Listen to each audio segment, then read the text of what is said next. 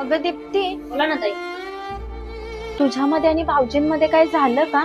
अगं किचन मध्ये आवाज येत होता भांडणाचा. काय नाही हो, तुम्हाला तर माहिती आहे ना तुमच्या भाऊजींचा स्वभाव कसा आहे ते. मी तुम्हाला परवा दिवशी नाही का बोलले होते मला ती 5,000ची साडी आवडलीये. यांना बोललं काल मला 5,000ची साडी घेऊन द्या, तर बोलतात 1-2 हजाराची घे, 5,000ची कशाला. अगं एवढंच ना, मग आता घे 1-2 हजार रुपयाची साडी आणि ते नंतर देतीलच की तुला पैसे.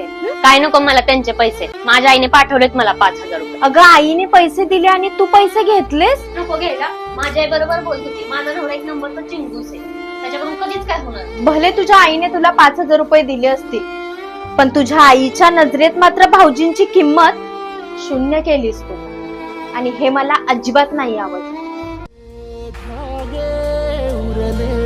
मागे उसासे सुर्या काळजाचे